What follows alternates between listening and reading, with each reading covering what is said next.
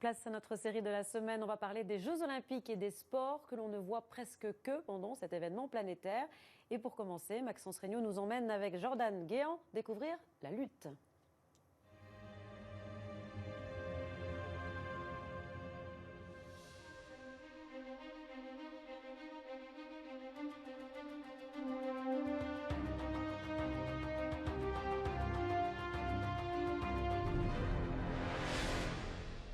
Celui qui gagnait les JO en lutte, c'était le roi. C'était le Usain Bolt de l'époque.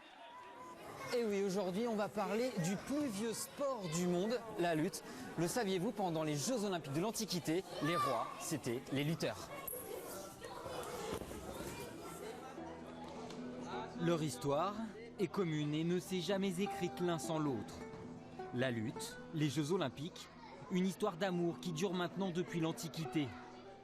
Il faut même remonter encore plus loin pour trouver les premiers témoignages du plus vieux sport au monde. Il y a 5000 ans, la lutte était pratiquée par les Sumériens, puis par les Égyptiens, les Romains, les Grecs.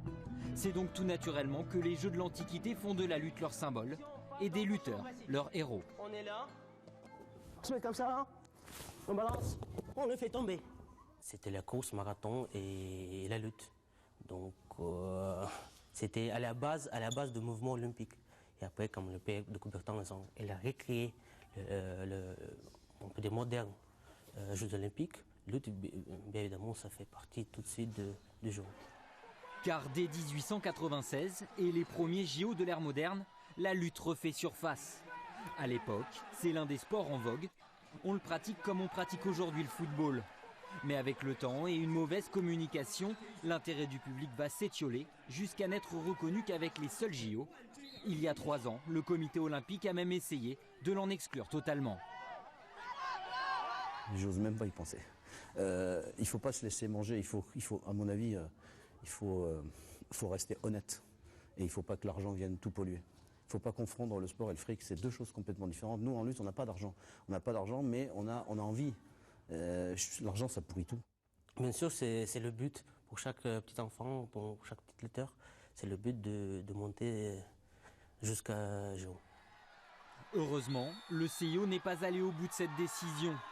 Quoi qu'il arrive, la lutte sera sport olympique au moins jusqu'en 2024.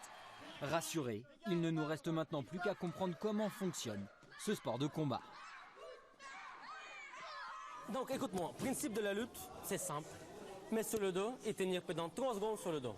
Donc, le plus s'appelle bras le relais. Là, hop, je pars. Je reviens. Et donc, allez, 3 secondes. 1, 2, 3, fini. Perdu. Bon, la lutte, c'est terminé pour aujourd'hui. C'est même terminé pour moi parce que demain, c'est poney. Et oui, poney, car demain on découvrira l'équitation.